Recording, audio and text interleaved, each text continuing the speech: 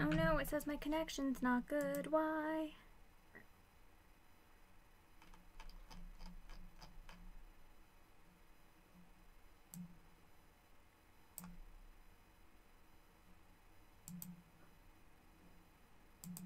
It says it's not good stream health. Ugh. Rude. Anyway. Hi Judith. Hi Bruna. Well, you guys are here at least. Let me know if you're experiencing a lot of difficulties, because I don't know why. Normally I have no problems and it's green, and right now it's yellow and I don't know why. Hi Katie. Hi Diana. Hi Libby. It looks and sounds great. Okay, well, maybe. Hopefully it's okay. I hope so. It's normal here. Okay, so it's just being a brat. I just feel uncomfortable with it not being green, but I guess that's just how it is. Let's see.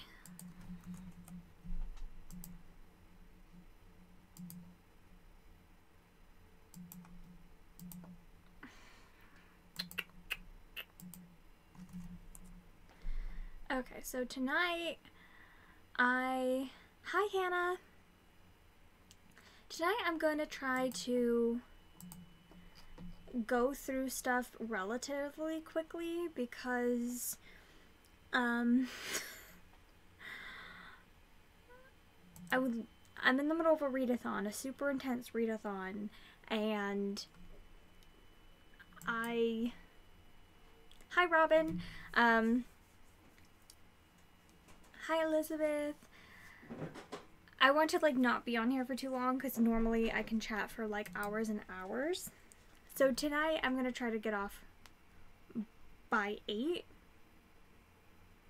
We'll see if I can do that because I still need to like read a lot more to like meet my goal for the day. So I mean, it's still like over an hour long stream. It's not like that short. I'm just gonna try to like give myself a cutoff. Like I need to be done by 8 because that's excessive. Hi Lily. Hi Melody. It's so funny. So many people have said hi, and it says that there's 6 people here, and I'm like, I think more than 6 people have said hi. Okay, let's jump right into the books that I've read this week, and then let's look at like my stats for January and stuff. You wanted to do an impromptu 24-hour readathon this weekend, but your family kept bothering you. Now that I don't work on Saturdays anymore, next week I was gonna try to do like a 24 and 48 type thing for myself personally, but we might be hanging out with Steve, which means that I don't think that will happen. So we'll see. But I might try to do that. That's okay, Judith. You've already read so much. I understand your brain needing a break, especially at the turn of a new month. You're trying to finish your second for the Read D&D-a-thon. Awesome. You'll get it. I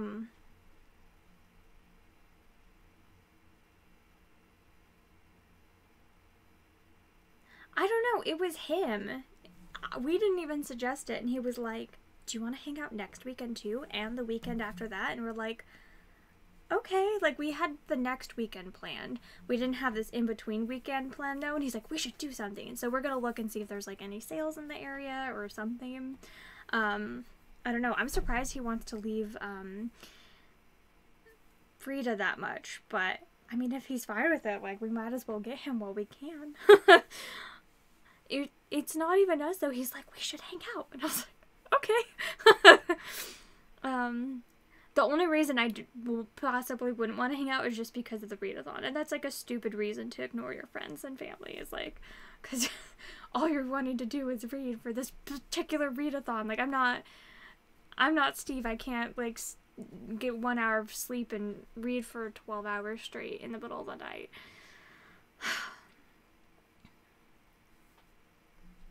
Wow, Sword Thane, I am just so disappointed in you. You should be ashamed of yourself.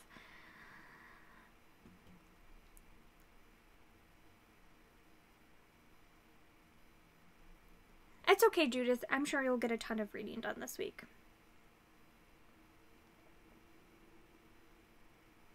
You must have cabin fever, I guess.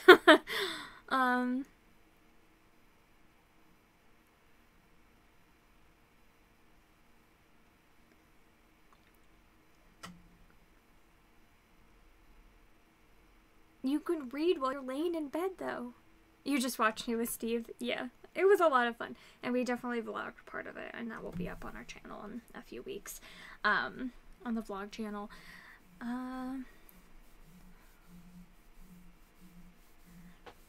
So, yeah, it was really good being there, though. And we hung out for, like, it's not like, we hung out for a while. Like, we got there a little bit after 10, and then we left at, like, 4. So it's, like, a decent amount that we hung out. But yeah, I think he's gonna come out here on, like, the train, like, both times, this weekend and next weekend.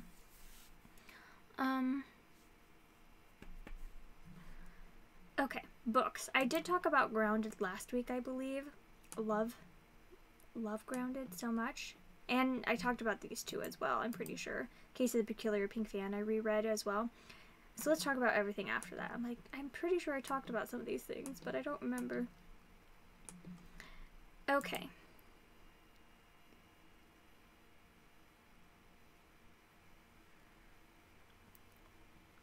Alright, first book we're going to talk about tonight. It is not loading. Dr. Jekyll, The Strange Case of Dr. Jekyll and Mr. Hyde by Robert Louis Stevenson. This was a reread for me. I've done so many rereads this year so far. It's kind of absurd, honestly. So I reread this month. I had so much fun. I just really like this story a lot. And I forgot how, like, interesting, like, the writing is. And I think it's also very interesting that it's, like, not through, like, a main character's perspective. That it's another character, like, watching this experience that someone else is having. And they're, like, very irrelevant for most of it.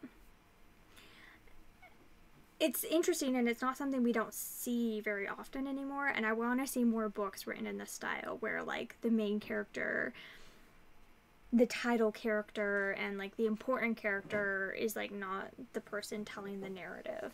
I think it's very interesting, and that's also, like, how, like, Island of Dr. Moreau is as well. It's all through, like, a character that's not even supposed to be there's, like, point of view, and him watching Moreau, like, do all these experiments and stuff, like, and kind of stumbles into it.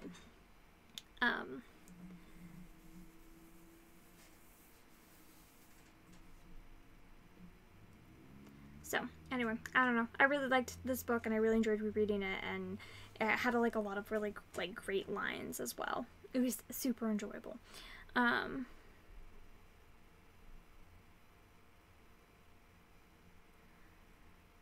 I feel like I'm almost always in the mood for classics. They're just so good.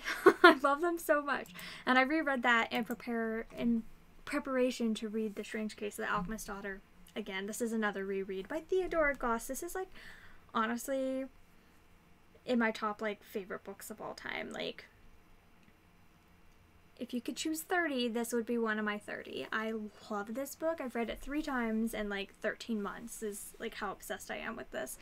I love the sequel as well. I'm so excited to reread the sequel. And this is a retelling of The Strange Case of Dr. Jekyll and Mr. Hyde, Rappaccini's Daughter, The Island of Dr. Moreau, Sherlock Holmes, and Frankenstein. And I've read all of those things very recently, except for Sherlock Holmes, because I'm just, like, not a fan of the original Sherlock Holmes stories.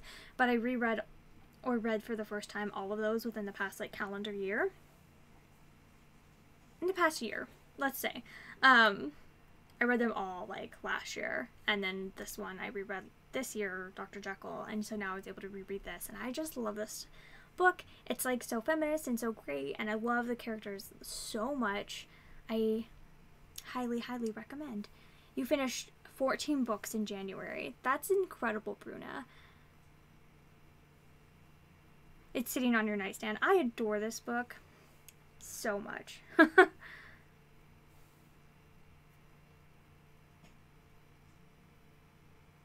You have an arc of this book that you got from the local bookstore. You should read it. It's amazing. You should also listen to it. It's narrated by Kate Redding.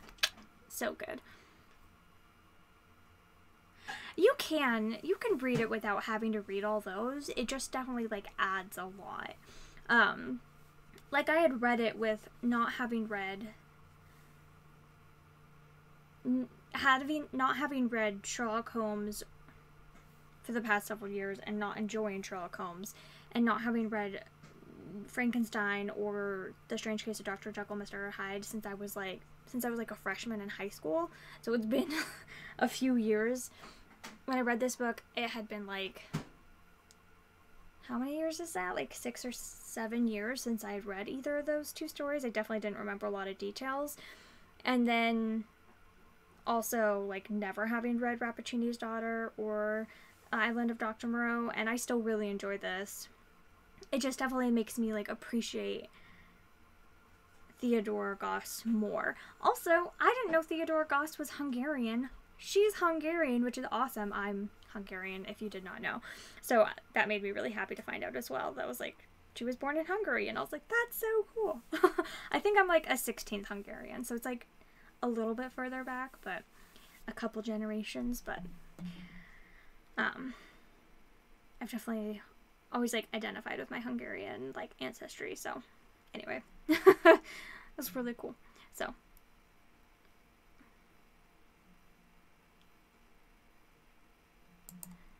I highly recommend this book, though, and I love the cover. It's so beautiful. A Monstrous Regiment of Women by Laurie Arkeen. I don't want to talk about this book. I'm upset. So the first book, I overall decided to give The Beekeepers Apprentice 4 stars. I left it unrated for a while. Beekeepers Apprentice 4-star book. I really, really loved the first, like, 60% of that book, and don't super care for, like, the second half. Like, it definitely, like, brought it down to, like, a 4-star rating, but I really, really overall, like, loved the writing. This book, I can't talk about what I hated about this book without going into spoilers, so I'm going to talk about spoilers in a second, and I'll give you, like, a signal of when I am, but non-spoilery, it definitely had, like, a tonal shift, and a shift between the characters and their dynamics, which I just really wasn't a fan of, and I did enjoy getting to spend a lot of time. I don't know, I really love, like, the apprentice part of the first book where it's, like, Sherlock training Mary, and one part that I did actually really enjoy about this book is, like, getting to spend more time with Mary on her own, not under, like, Sherlock's wing the whole book, where she, like, spends a lot of the time not with him, and I really appreciated that and, like, had a lot of fun with that. But to get into spoilery territories, here, I'll hold up this ball of yarn. As long as I'm holding this ball of yarn, I'm going to be talking about spoilers, and when I put it down, I'll stop. So mute yourself or walk away for a few minutes if you don't want to hear what I didn't like about this book. But it's something that affects the rest of the series. So if it's something that you're not going to enjoy, maybe stick around, get yourself spoiled on this thing, and then maybe choose from there if you want to pick the series up or not. Okay, so the spoilery thing that I want to talk about with my ball of yarn here is that Sherlock Holmes is, like, 55 when he meets her, give or take a couple years. I think take a couple years, he's like 53, 54, 55-ish. And she's 14, 15? She's 15 when they meet. And in this book, they get married. Is that just me, or does that, like, really gross you out? And they get married, and not only that, whereas, like, I could have, like, accepted more. Like, she's older in this book. She just turned 21, so he's, like, 60 now. But she just turned, like, 21, and she... Judith, you weren't supposed to spoil yourself. She just turned 21, and they, like, get married right at the end of the book. And the beginning of the book, she, like, proposes to him and is like, we should get married. And he's like, what? No. Or something. And, yeah. So, like, it's just this really strange dynamic, and, I don't like it. And also, what makes it worse, that I could have gotten it over it, I think, if it had been handled differently. If it had been handled in a way that I liked, I could have gotten over it if they'd, like, fallen in love with each other's, like, minds, and not, like, really care about the physical as much, and I can like see that coming from Sherlock a lot more. It's like this like mental stimulation of being around someone who's like as clever as him and stuff like that. But literally when they kiss at the end of the book, they finally kiss. He like kisses her. I'm talking about spoilers for this book, by the way, in case you missed it. As long as Ball of Yarn's up, I'm talking about spoilers about this book. But when they kiss, he then goes, when he pulls away from her, he says, "I've been wanting to do that since I first saw you."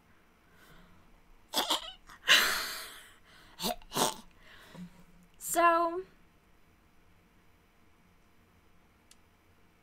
yeah, I'm not a fan of that. And it like really, really creeped me out that he said that. Like, again, I could have like gotten over it if it was like this like mental like thing and like physical things coming later, but he's also like Sherlock Holmes. Like, I don't think that was the first thing on his mind when he ran into this like girl on this country lane that's like, I want to kiss her, even though she's dressed like a boy.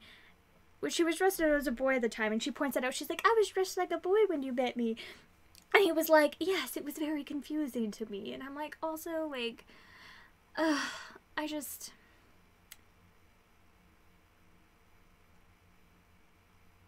don't know. It makes me really mad. Okay, I'll stop talking about spoilers now, but it's like something that really just makes me an happy reader, a very unhappy reader. So, hi Amber, I love you. So yeah, I'm not a huge fan of that major turn, and I spoiled myself on that while I was reading book 1. So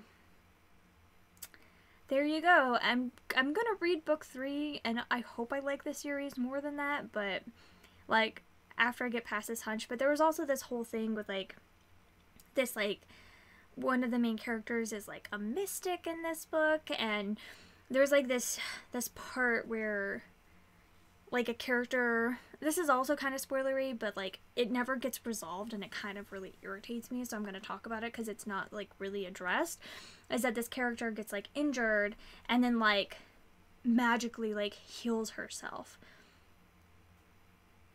which like also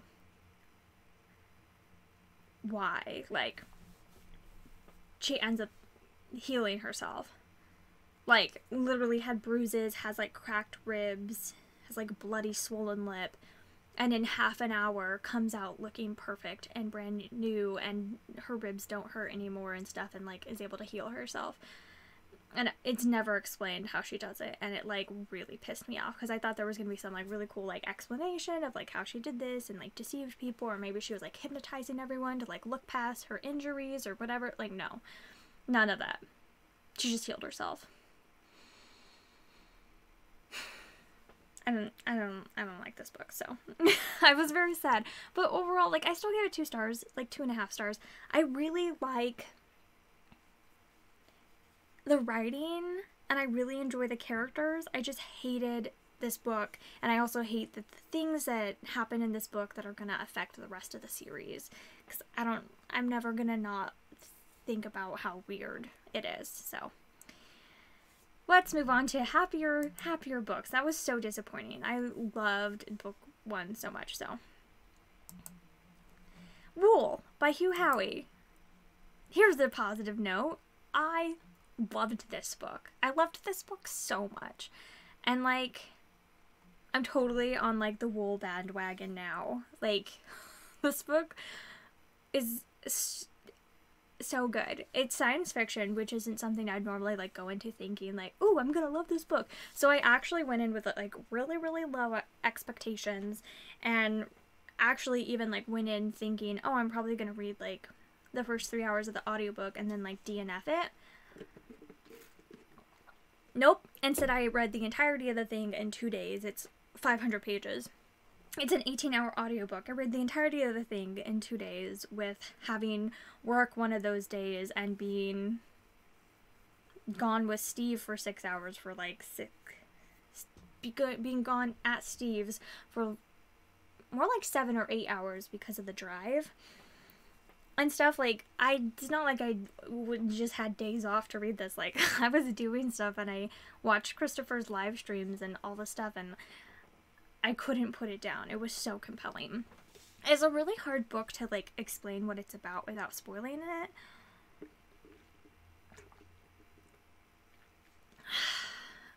But I'm gonna try. So basically this is like a future, it's set in the future. The whole world outside is like totally like toxic and barren. There's no oxygen out there. It's completely like unbreathable. Nothing can grow. And so humanity lives in this like giant like silo. What's left of humanity lives in this giant silo going way, way deep into the ground. Like 150 like floors of like actual like living space, and it's huge. Like, this thing is massive, and all of humanity like lives in this thing. And sorry, I'm like starting to get kind of chilly. And my husband, he was asking, he was like, why is this book called Wool? Like, what a weird title for like a science fiction. And I think it definitely could have been called something like better than Wool, but the reason why it's called Wool is like because basically they have these like lenses. Humanity has regressed a lot in this book. They've lost a lot of technology and a lot of things that like we have now that we kind of take for granted. They definitely do have like, they have plumbing still, they have electricity and like electric lights, but they've like lost a lot of like communication and things like that, with like being able to communicate over distances and things like that through electricity. And so they have these like lenses that look into the outside, and that's how you can like see like the outside of like what's going on, or like these like almost like, oh gosh, what are they called on like submarines? Those like eye things. Anyway, they basically have those like periscopes with like that, like with like a lens, and that's like how we can see what's on the outside and like what's going on out there, which is nothing because the whole like world is dead and they all live in this silo. And whenever somebody wants to go out, they basically get sent out and they clean, and they always end up dying because they just don't have like enough like protection. Like their hazard suits aren't enough to withstand like the like radiation outside essentially. And so everyone who goes out dies, but they always like clean off the lenses so people can see, and they clean them off with these like pads, which they call like wool pads, but really they're not. They're like made out of cotton. So it doesn't even make sense why they're called wool, but that's like why it's called wool. They also talk about knitting a lot in this book, but again, it's all with cotton and not with wool. That's what the book is about though, and it starts off with this guy whose wife wanted to go out, and she did, and she died 3 years ago outside, and it's this guy, and he's the sheriff, and he's still trying to figure out and investigate like why she like suddenly snapped and decided she wanted to go out. And oh my gosh, like from like page like 5 I was like hooked, and whenever I wasn't reading this, all I was thinking about was this, and I wanted to do nothing but just read it. I really loved it. I was super attached to the characters. It definitely like changes like perspectives very like all the time. Like it's basically it's basically split into like 5 parts, and it pretty much like switches character point of views with each new part, and like I thought that might like throw me off and make me like, sorry, I'm burping a lot. I thought that would make me maybe less invested with like having like new characters introduced all the time and stuff, but like it wasn't. Like I was like super compelled and latched onto the new characters every time and wanted to learn more about them and all about them and everything. And I don't know, I really, really loved this book. Like, I don't know, and I was also reading like a lot of people's reviews, and they were like, oh, this book was so like dragging for me, and there were so many parts where I was just like, oh, this is so boring. And I'm like, did we read the same book? Like, I literally couldn't put it down. And I started this off like expecting to read it over the course of like a week, because this was my first read for the Read D&D-a-thon. I'm like, oh, I'll read this over the course of like a week, and that's how I'll get through like this massive science fiction book during this readathon where I'm trying to read 30 books. Like, I'll take my time with it. And like, no, I couldn't put it down. I really enjoyed this. It's definitely hard to talk about without spoiling. It's definitely a book that does not pull any punches, and It was very intense and made me super, super anxious while reading it, but I loved literally every second that I read of this. It was great. Let's talk about a book I didn't super love. This is Once Ghosted, Twice Shy by Alyssa Cole. This is the 2.5 in the Reluctant Royal series.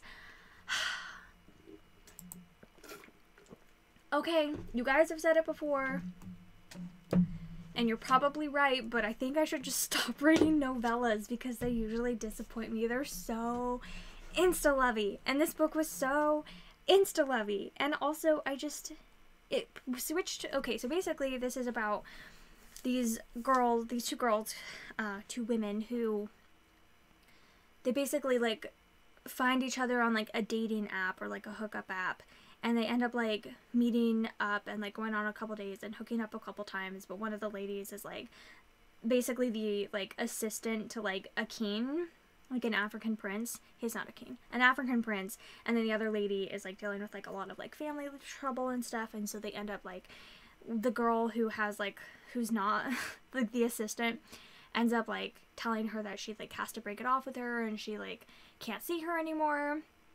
And so they do.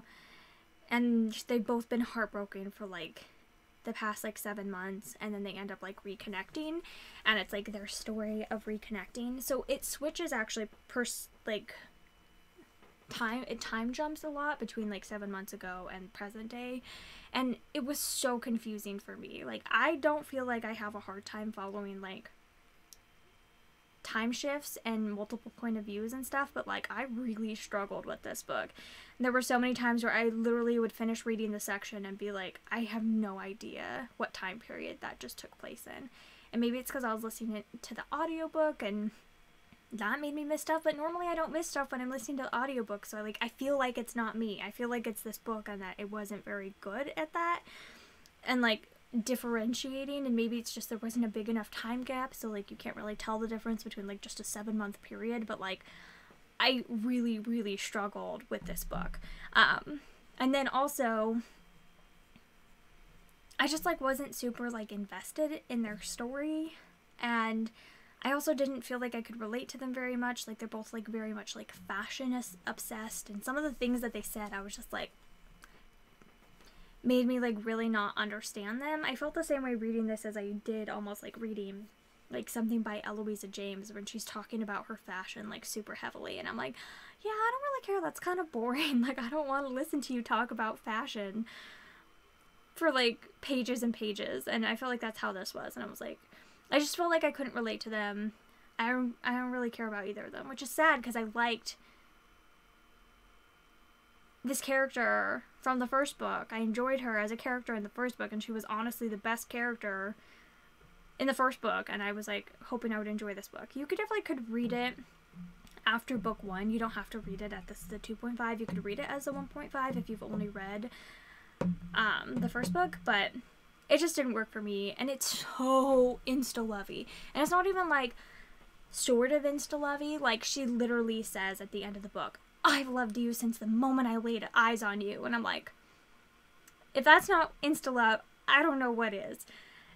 I don't know. And also, like, I just did read that set of novellas, the like How the Duke Stole Christmas, and there were 2 novellas in there that I loved that I didn't find incredibly insta-lovey and obnoxious.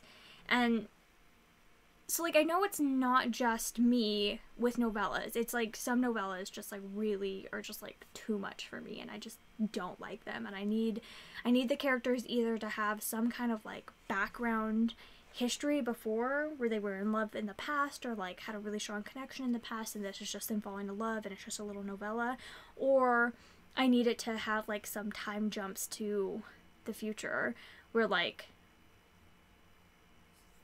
but where they've spent time in between. Whereas like this one, they didn't talk to each other for those 7 months. They talked to each other like literally, they met like 2 or 3 times over the course of a week, and then 7 months later they meet up again and like meet up like 2 times, and they're like in love with each other.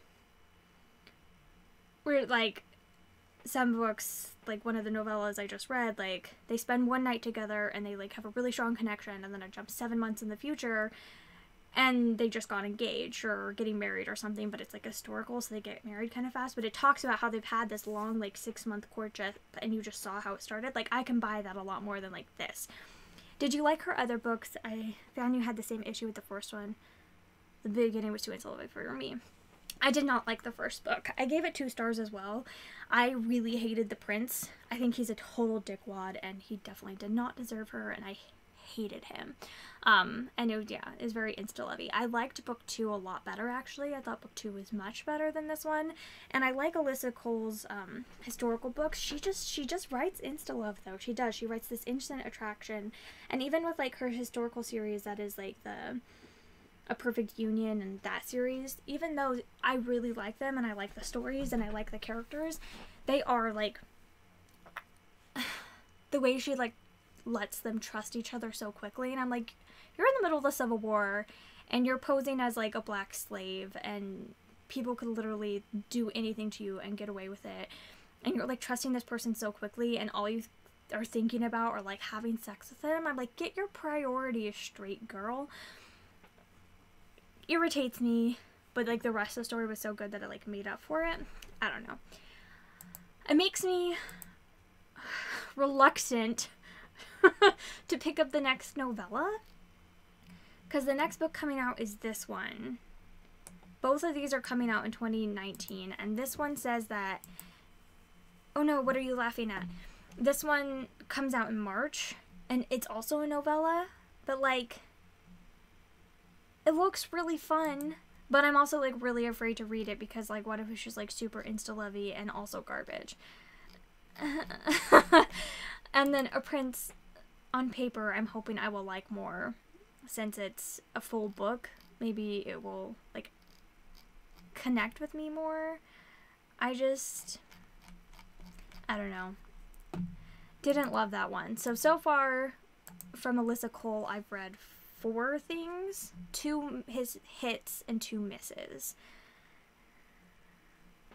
So we'll see what her next 2 books bring, because I'm definitely going to read both of those, and then depending on those, maybe I'll, like, I'm going to read both of those, and then I'm also going to read the next book in her Loyal League series is what it's called, and I actually have it on my Read D&D-a-thon TBR. I'm planning on reading it in the next 2 weeks. So, like, I'm definitely, like her, but I just don't think she's the best at, like, writing, like, believable love stories, but I think her writing is good.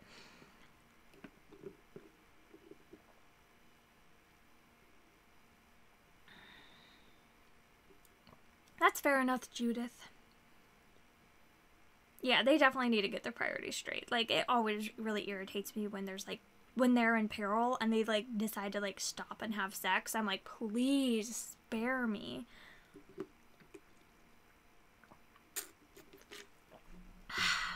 Anyway. So, I'm planning on reading 3 more books by Alyssa Cole in the next, like, 4 months. Maybe off of those I'll be able to, like, see if I should keep reading her books. Because, again, 2 hits and 2 misses. I also finished Our Miss Val today by Owen Colfer. This was another reread. I love this book. I have it sitting right here from the live stream. We did a live stream over on Kara's channel today, and we're doing another live stream if you want to catch up and read book 1 and book 2 to discuss book 2 with us. We're discussing on March 3rd over on Page Screen Taylor's channel. And yeah, so you should read these. But I read this one and I have so many tabs because I loved every second of it, and I really enjoyed, like, tapping all the great moments, which there's a lot. There's so many great one-liners in this book. I love this series. If you don't know what it's about a 12-year-old Artemis who's a millionaire genius and above all a criminal mastermind. It's like wonderful, wonderful middle grade, and the characters are so great. I think Foley, like, I have a hard time choosing who my favorite character is in these series because I love them all. Foley's great, Butler's great, Mulch is great, Holly's wonderful, Julius is great, and, like, I just love all the characters, like, a whole heck of a lot, but I think Foley is my favorite. I love Foley, and Foley and Mulch's banter gives me life. I love it. Keisha was there for our, like, live stream, and it was a lot of fun. So if you want to hang out for your next one, that will be, like I said, in a month from now at 5 p.m. EST on Taylor's channel. I can't talk. On Taylor's channel, but this was like so much fun to reread, and I endured it so much, and I can't wait to read book 2. You should definitely read it soon. Read it and then come discuss with us. Also, now would be the perfect time to read book 1 and book 2 because February is the month of February, where you read Fae books. So if you read that, you can count it for February, and you can become like someone in the Fae court, which is so worth it. You should do it. Yes, you need to put Artemis Fowl reread at the top of your list. Please do it. It's so delightful. And let's talk about my final book that I've read this week. I've read a lot. I haven't updated them on my spreadsheet yet, but I also, right before finishing, ended up finishing, right before starting the live show, I ended up finishing Down Among the Sticks and Bones by Shawn and Mcguire. I read that today. I liked this one much better than the first one. It's still probably like a 3.75, but I'll leave it at 4 stars. It's like not quite 4, but I still really liked it. You're gonna go buy it now? Good. The audiobooks are really good as well, may I just say. Nathaniel Parker is the narrator, and he's fantastic. Yeah, I definitely did like this one better. I found the story a lot more, like, compelling than the first one. And I liked the writing in this one more. There were definitely a couple times where she would, like, describe something, and I'm like, can you just get to the point, please, Mrs. Mcguire? Like, like, that was, like, kind of dramatic that you've said it that way. Like, it's just, like, very flowery writing, and it's definitely not, like, my personal preference at all. But I really enjoyed the story of this one. I thought the world was super interesting, and I recommend. I definitely liked it better than the first one, though.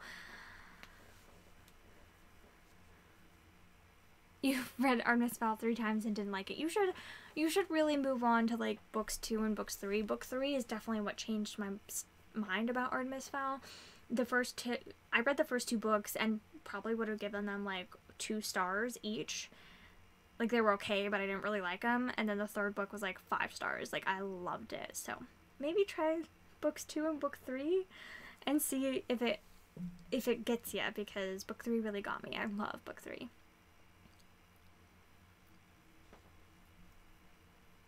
Okay. Your absolute favorite part is the way she words things. Yeah, and I'm like, I could do without the writing, but I like the story. Which, like, normally I don't really super pay attention to, like, the writing style, so the fact that, like, it's enough for me to pay attention and definitively say that I don't like the writing is a lot coming from me.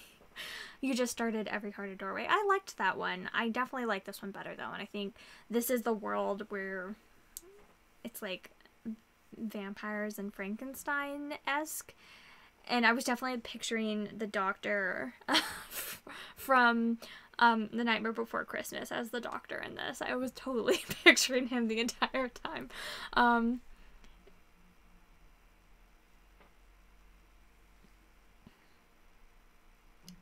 Yeah, I definitely plan on getting to book 3 and book 4 very soon.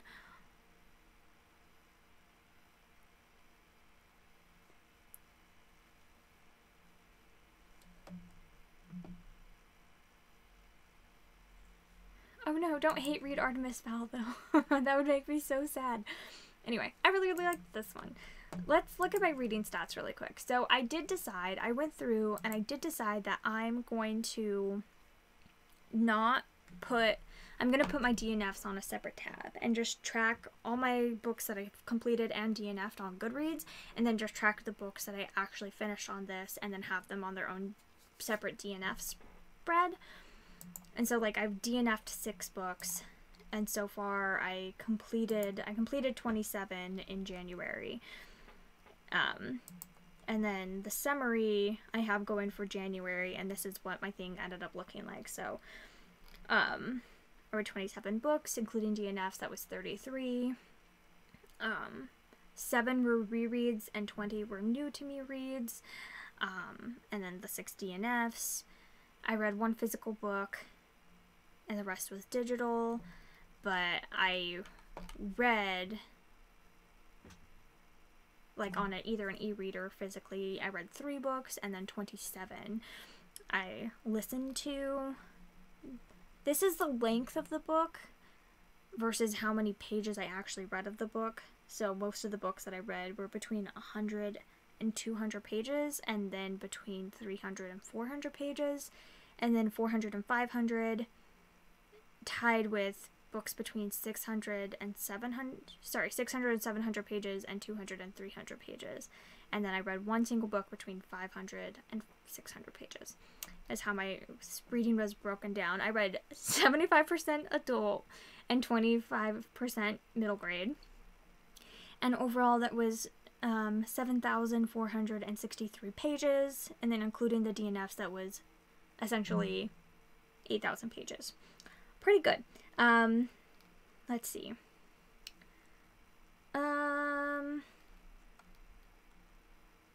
Let me see. The longest book that I read was The Lies of Locke Lamora, and then the shortest book that I read was When We Were Very Young, which is one of the poetry collections from Winnie the Pooh.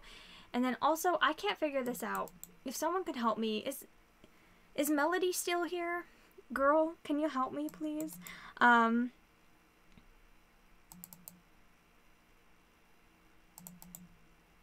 don't know why this isn't working. Maybe I'll try to do this really quick.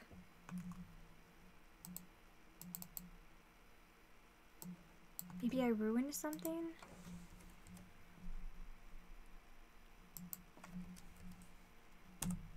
No, it's still not working. So if someone who knows spreadsheets can tell me why this isn't working, please do.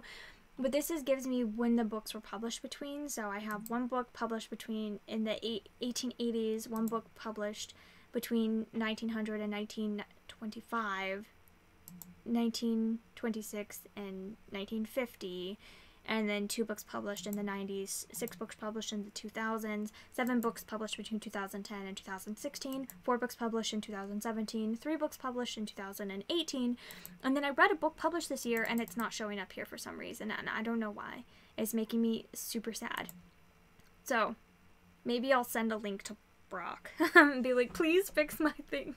Because I don't know why it's not. So anyway,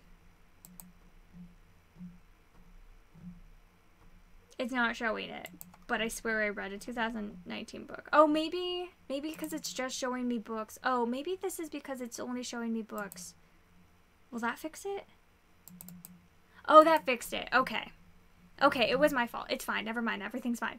It was showing me only books that I read last month, and I hadn't read in 2019. Okay, that makes me feel better. Okay. Okay. It's okay. Everything's fine.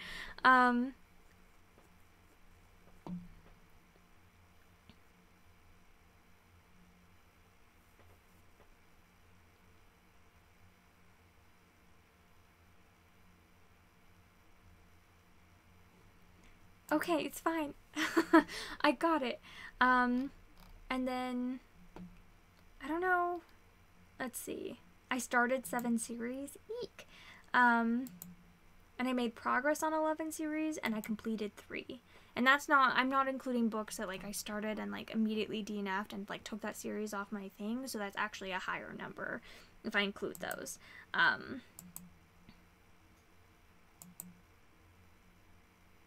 I read 70, like, essentially I read, like, 80% from series, and then 20% were standalones, and then 70% were female authors, and 30% were male authors. And then 70% were from the US, 15% were from the United Kingdom. I have an Australian author, a Scottish author, a Hungarian author, and then an author that was unavailable. It didn't say where they were from. This isn't my spreadsheet. This is all from Brock from Let's Read. The spreadsheet is actually linked down below, and you can definitely go and grab one if you want and make your own. just like entering your own information off of that. And then as far as what I rated things this month, I rated 3 books. These are all only books that I could actually finish. 3 books 1 star, 1 book 2 stars, 1 book 2.5 stars, 5 books 3 stars, 3 books 3.5 stars, 4 books 8 stars, 1 book 4.5 stars, and 5 books were 5 stars. With an overall average of 3.5, which I'm very happy with. I feel like that's such a high average rating. Like, I don't feel like I've had an average rating that high in a real long time. But also, keep in mind that I reread, let's see. I reread a bunch of books. I reread 1, 2, 3 books that I rated 5 stars, and then the other ones were 2, like, Winnie the Pooh collections, so... It's not quite as high as it seems because they were rereads, but it's fine. And then as far as these are what the pie charts look like. Is my face blocking these at all? No, it's fine. Okay, so this is, honestly, I'm pretty, like, really evenly split. I'm pretty impressed with myself, actually, of, like, how even my pie chart is. All I need is nonfiction. I haven't read nonfiction yet. And then if we actually go to page count, contemporary is, like, definitely pulling ahead, along with mystery and historical fiction. Who knew? As far as the formats go, that's what I read. Physical, ebook, and then audiobooks. Audiobooks definitely the highest. And then the length that the books were, like I said, most of them were between 100 and 200 pages, and then 300 and 400. And then I have a couple long books in there as well.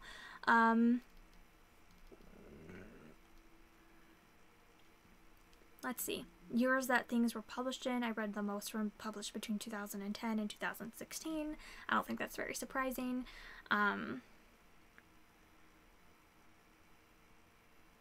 But you reread 14 books this year, yeah.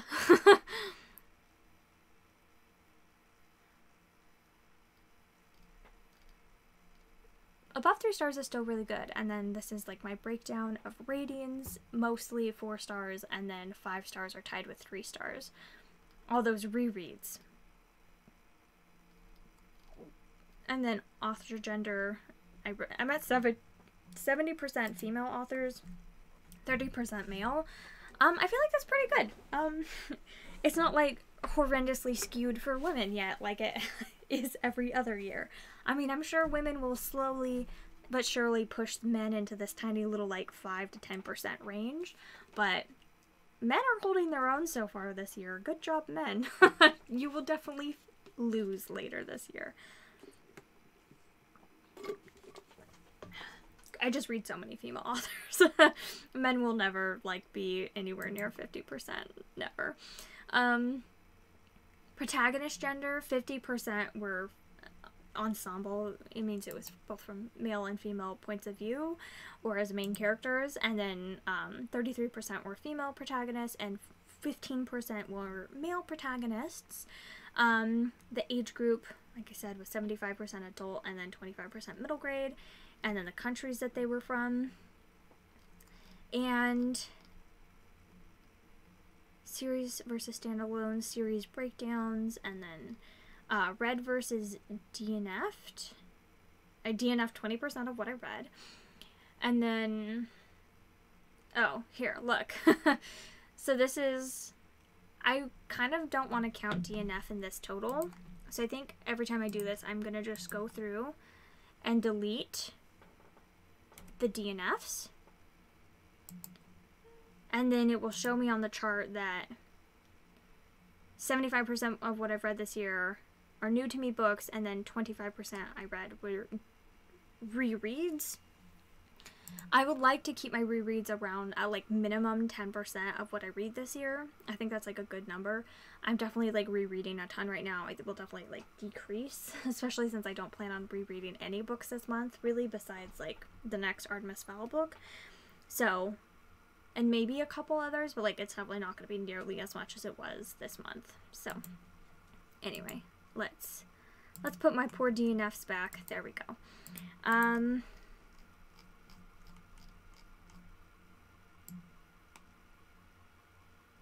And that's it. I'm not going to track acquisitions. I might put in like the total that I spend, but I'm not even sure if I feel like doing that. And yeah, there's my bookish survey. And I've completed 4. I've completed 4 books this month so far, which is pretty good. I'm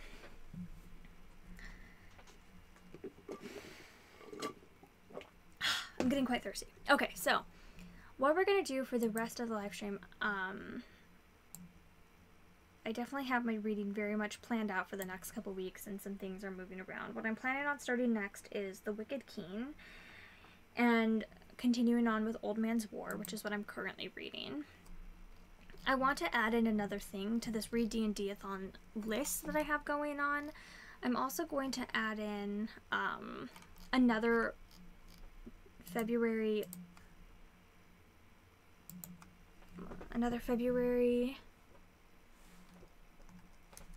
readathon.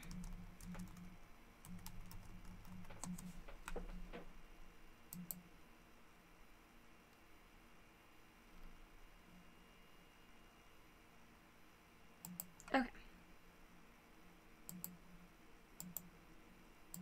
Okay, so... Oh no, this is from last year. I don't want this from last year. I want this from this year.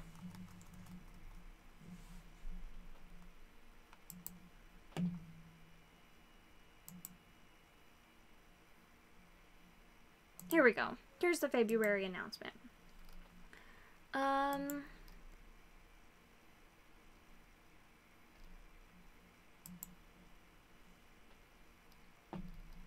I need to find the prompts.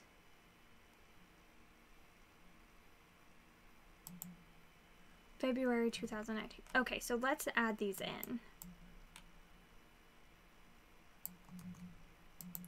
And see what I can get to.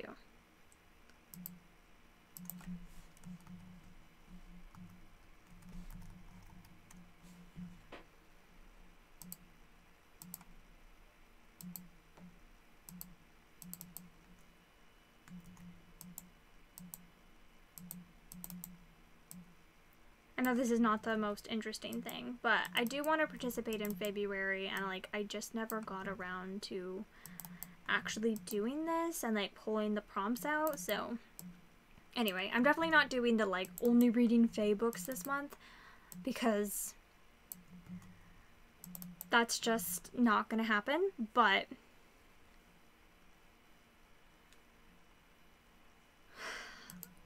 I would like, I don't know.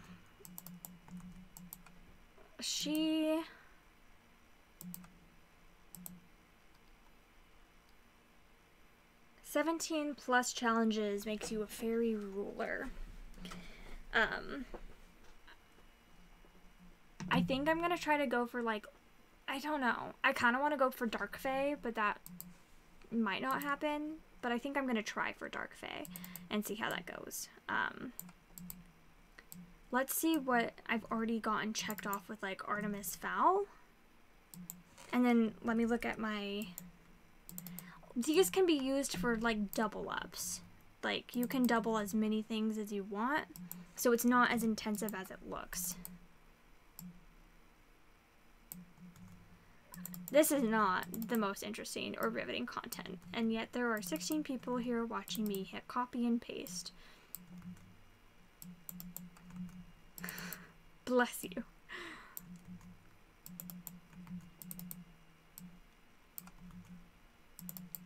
And who knows, maybe this will prompt me to pick up some of my favorite Fae books or finally read some Fae books.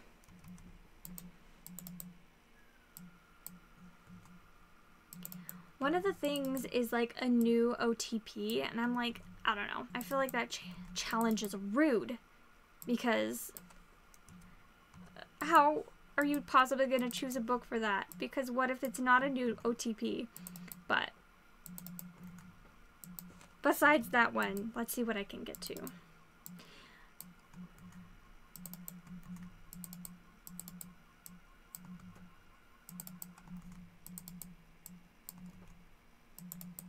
Okay. Okay, so here's all Maybe we were also not the most interesting people. No, you guys are all wonderful. Okay, so 1 to 2 Fae books. I will cross that off if I do get that. Whatever. Try a new author. Complete a series or a trilogy. Human becomes Fae. Reread a Fae book. That one counts for Artemis Fowl. Read a sequel. Ooh, that would be the Arctic Incident. Read a middle grade or YA. That would count for Artemis Fowl. Read a book you've had 6+ months. I don't know. I have had Artemis Fowl 6+ months, but I've read it before.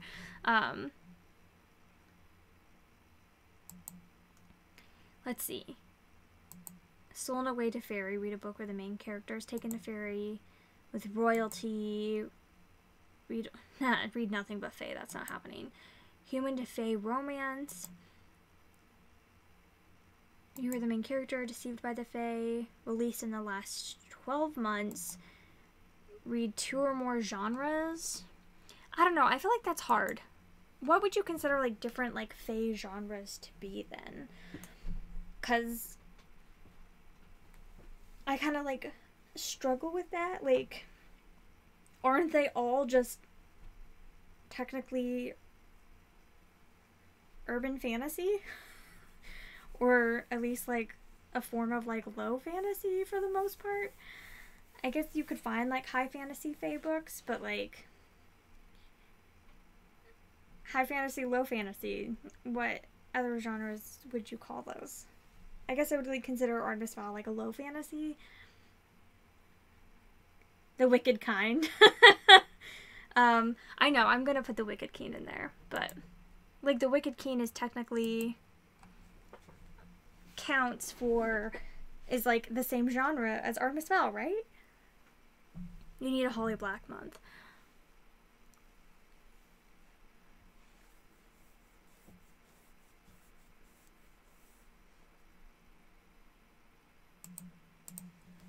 Okay.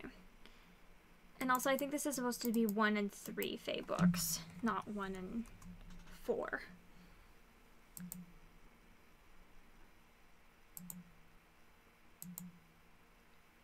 I don't know. Would you guys count me like completing a series being catching up on a series? Because reading The Wicked King would catch up on a series, so I think I might count it for that.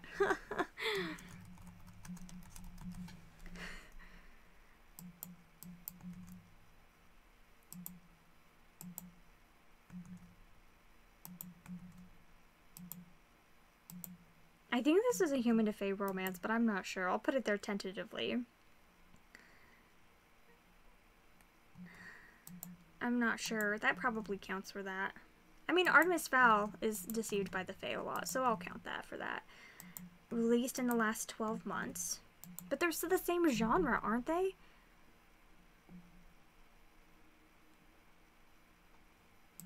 But they're both contemporary Fae. I feel like I need to read, like, what would 3 genres be then? Like, specifically, like, urban fantasy, contemporary low fantasy, and like high fantasy.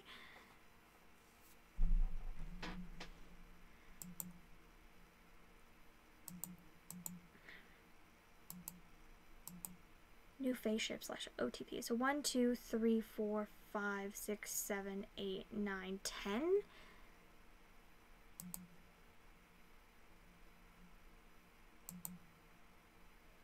$11, $12. So I think that would put me at around 12 if I read 4 books, which would make me, sorry, I'm clicking like crazy, which would make me a dark Fae. Ooh, could I get to 16 challenges though? What could I easily get to? Maybe Wicked King will be a new OTP, who knows? And read 2 or more genres. Read an adult book. Human becomes Fae. I mean, no spoilers for the Wicked King, but maybe. A new author. I'm thinking of reading What's Her Face, you know? What's Her Face? Feverborn. What is that series?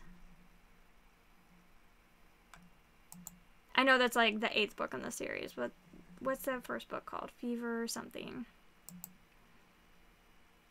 Fever. Dark Fever. There we go. I really want to read Dark Fever, so maybe I'll read that, and that would count for multiple things.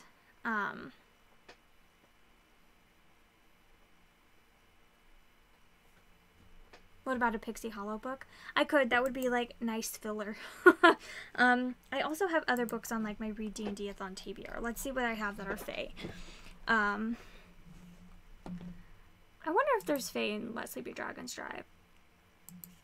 Let Sleeping Dragons Lie, but probably not. Disenchanted is a Fae book that I'm definitely planning on getting to. Maybe I'll just put the, like, books that I have read as a list, like, over here.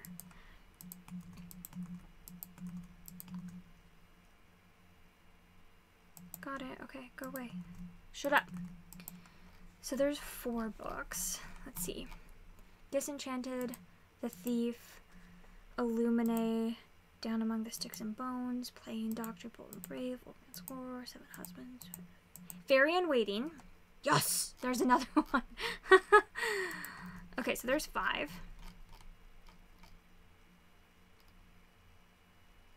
Begging for It, Shadow and Bone, Homeland, Theft of Swords, Wicked King, Wondersmith, Succulus Blues, Hope Divided, Love Irresistibly, Forbidden River, Teeth, Code Name. Okay, so I think that's all the Fae books that are, like, I'm planning on reading in the next 2 weeks. Is 5? I don't know. I don't know if I could get to 10 books. Oh, hi, dyslexic muggle. Hi, Elizabeth. Have fun with the Super Bowl. Oh yeah, everyone here right now is choosing me over the Super Bowl. Thanks. I forgot about that. Yeah, I have read Spinning Silver already, and, like, I would love to reread it, but, like, I'm also not a masochist. I need to, like, not add another, like, really long book to my TBR for this month.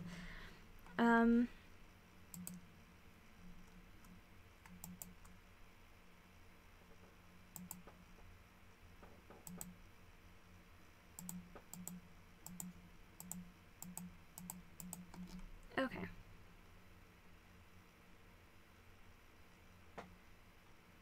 You were listening to me and reading. I can't multitask like that. I'm impressed.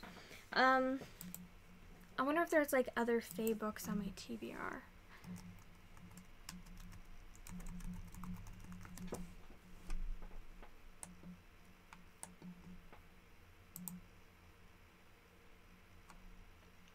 I think I might try to squeeze Dark Fever in, but, like, we'll see.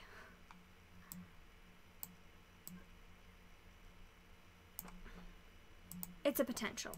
I'll put the potentials down here.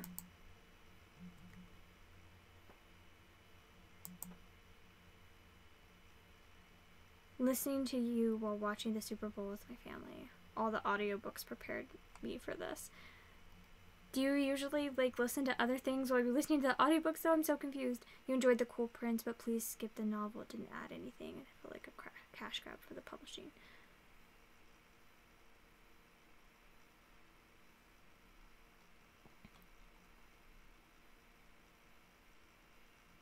You would just be watching the commercials. Who made this Fae challenge? This is from the Book Life, Sarah Jane from the Book Life. This is February. She did it last year. She's doing it this year too. And it's lots of fun. I thought I would get to a more flattering face for her sake. Oh,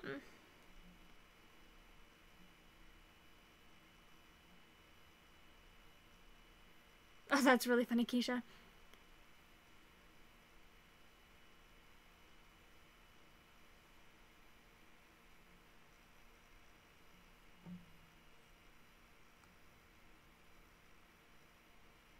All your children talking while you try to listen. Nice, Amber. Okay, so Dark Fever. I could try A Court of Thorns and Roses. Heaven help me. I don't anticipate that going great, though. but I can try. There's also the Iron Keen. I probably don't need to be starting like more series, but I'll just put it down there as like a potential.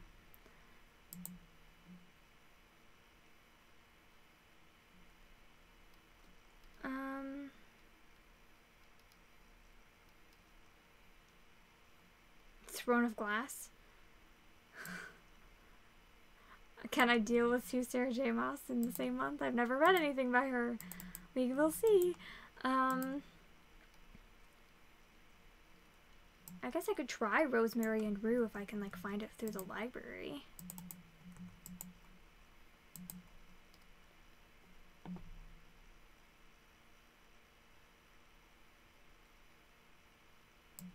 Oh, A Kiss of Shadows counts for Mary Gentry.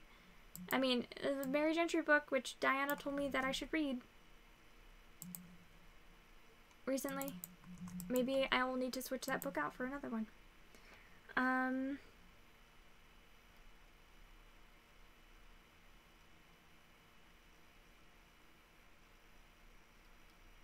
Let's see.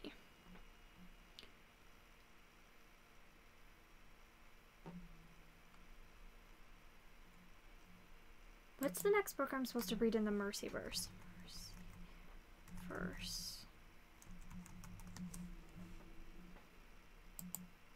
Mercyverse, I'm supposed to read The Hunting Ground next. I wonder if The Hunting Ground will show up on here.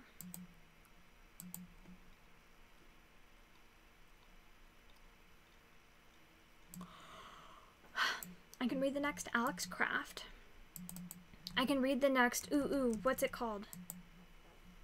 Series. Judith, what is that book called? I just reread Spiderwick last year.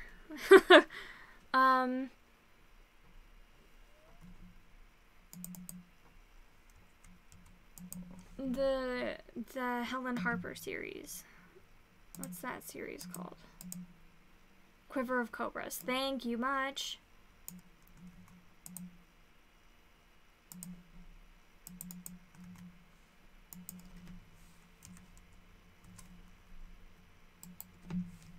Could try to read that and the sequel.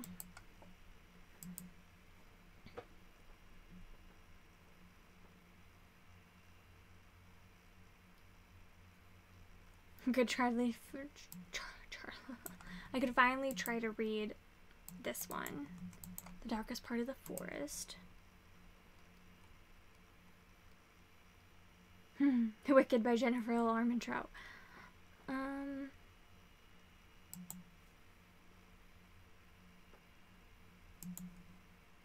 Let's see. I really enjoyed An Enchantment of Ravens, personally. Grave Dance.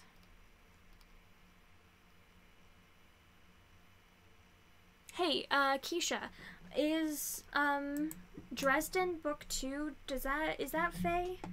Or did the Fae come in on book 3? Or were they in book 1? Do you know where the Fae come in Dresden? Maybe I could read, not Storm. What's the second one? Full Moon? Would Full Moon count as Fae?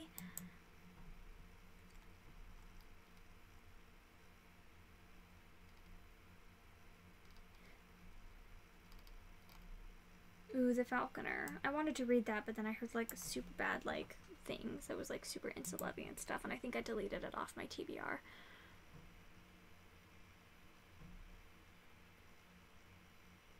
I don't know. Wicked Lovely's not like something that like would super interest me right now, I think. Ugh. Grave Memory. I can replace Alex Craft with Grave Memory. I've been really wanting to continue on with that series. And I could do Hunting Ground. 151 people marked it as Fae, although I don't remember being Fae in the series so far, but if they said so, I have to believe them.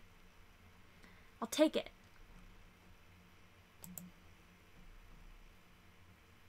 But you're gonna go check. Oh, I appreciate it. I don't want to spoil myself, obviously.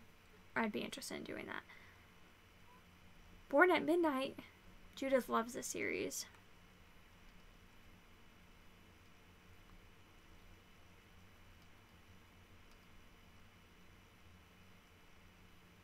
Book 4 is shelved as Fae. Ooh, the Iron Druid Chronicles. I've been wanting to start that series really badly.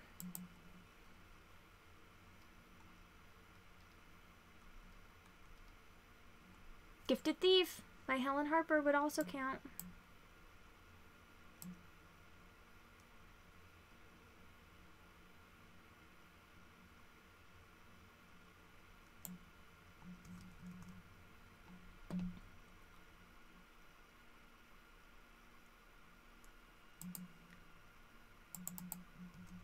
Oh, do you? Hounded audiobook? I didn't realize that.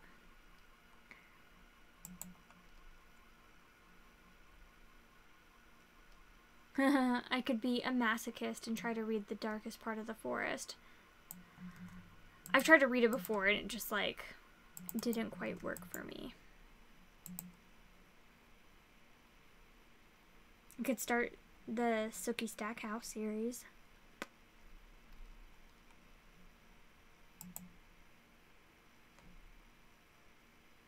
Okay. Well, maybe I'll save Dresden for another month. Oh, Stolen Songbird. That is on my TBR that What's-Her-Face gave me to read this year, Kara. So, and Kara is also reading Daughter of the Forest this month. I don't know when she's starting, otherwise I would be like, wait for me. But I don't know if I'll actually get to it this month. Iron Skin. Heart of Fae. The Fairy Path. I wonder if this exists on audio, because honestly, I would try to reread it if it did. I read that and I liked it, and then I tried to read it again, and it was like the most boring thing I'd ever read in my entire life. It's on audio. Maybe I'll try this and see if I can, like, if it's redeemable.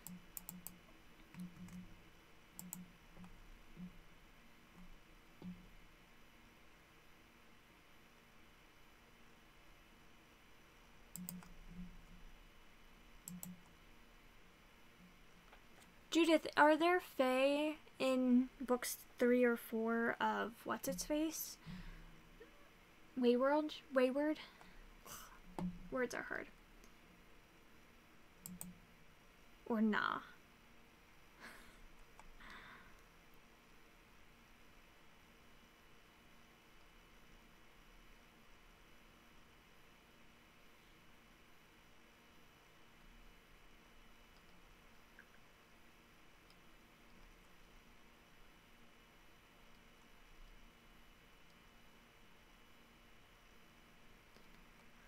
Okay, well, now I have an idea. I have a selection of books to choose from. A pretty big selection, honestly. Winter Song. I've heard good things about this one as well. I've also heard bad things, but I've heard a lot of good things.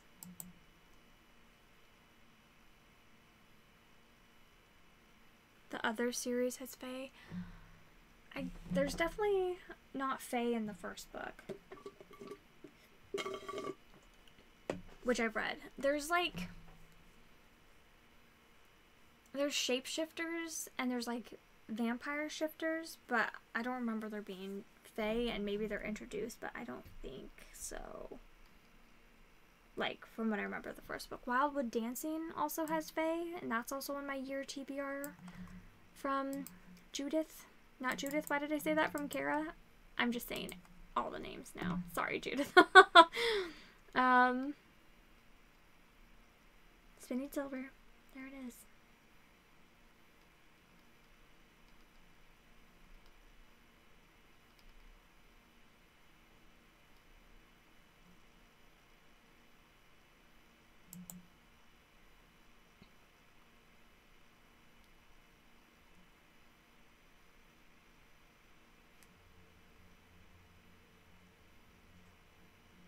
The Hollow series by Kim Harrison.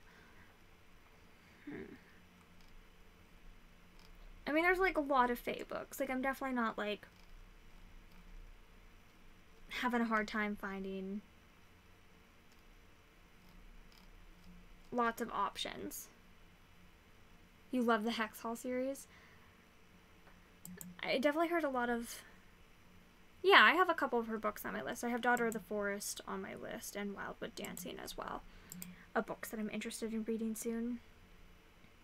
More new releases tagged as Fae. Let's see. Oh, that's all of them. White Stag.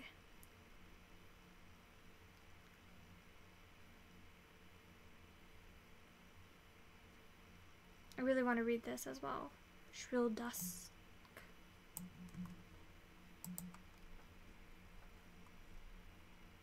So, there we go. So I'll definitely have my pick for February, and I think I may just like try to hammer through some of these at the end of the month, after the readathons are over, after Contemporary-thon is over, just like to hammer through a few of these and try to get to 10 plus books to get enough challenges for that and pull from this list and try to read basically like 6 more Fae books. And then see if any of these can like fit into the other ones. I mean, I definitely want to read one of the adult ones to like work for that, and then also want to read more genres. So definitely I want to get like a high fantasy in there.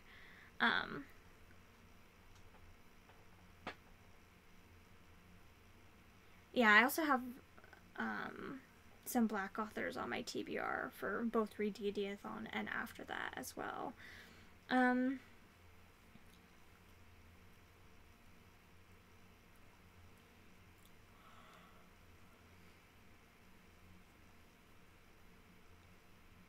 Okay. That makes sense with Dresden Files. I think I'll like finally maybe try to like make progress on and hopefully finish like the Alex Craft series, because that's definitely very Fae heavy, and I've read the first 2 books and I really liked them, and then books 3, 4, and 5, and I think there's a 6th book coming out like I haven't read yet, so like I would really like to catch up on and like complete that series too. Let's see for Alex Craft actually. Alex Craft, when her next books are coming out, because what if I like push through this entire series this month and catch up? That would be amazing. Let's see. The 6th book comes out on April 2nd. So if I read books 3, 4, and 5, that would catch me up, and then I could read book 6 and like add 2 more series to like my completed list. Catching up and then finishing a series. I did put Rosemary and Rue on there. I did indeed. No, February is such a cool challenge. I think it's great. So, I mean, and it's like pretty easy to like find books that fit into like a ton of the challenges, and you don't have to like go crazy like me. I just like to win at everything.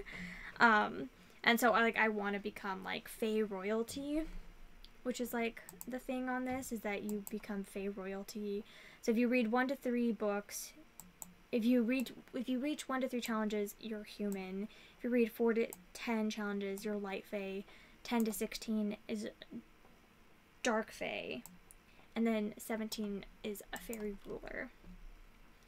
And there's 1, 2, 3, 4, 5, 6, 7, 8, 9, 10, 11, 12, 13, 14, 15, 16, 17, 18, 19, 20. So there's only 3 that you'll miss, that you can miss. And there's 1.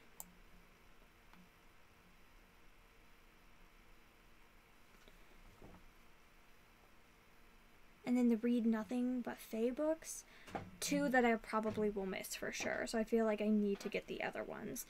So like I really need to find like that human becomes Fae story. And then a new to me author.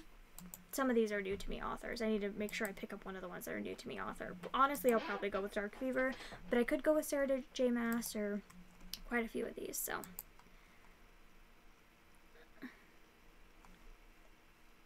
I'm so competitive with my reading.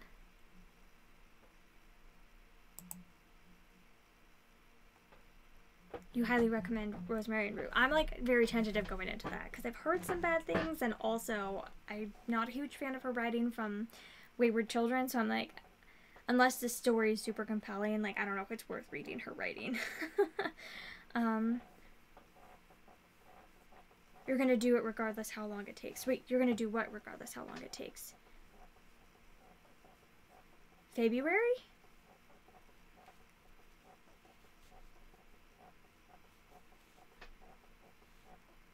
Honestly, Dyslexic Muggle, I think I might be there with you, so I'll try it, but I'm scared. I want to read it for like my fairy tale challenge, but outside of that, like I really don't have very much motivation to read that. Who knows, maybe it'll be my next favorite series, because I'm going in with such low expectations. Like, I'm expecting to hate A Court of Thorns and Roses. It's different from Wayward.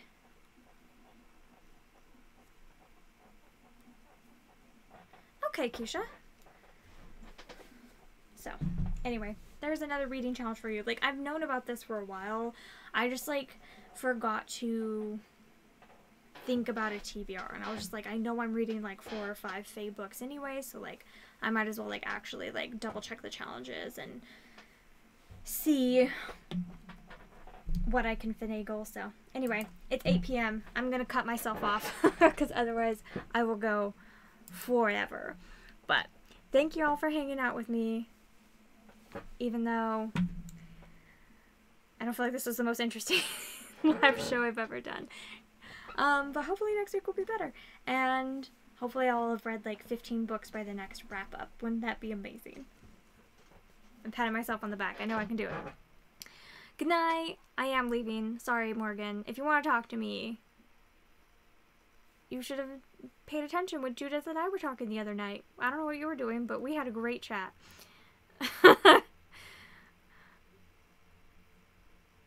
You're gonna go get some reading done. You can do it, Keisha. Everyone go finish a book tonight. You can do it.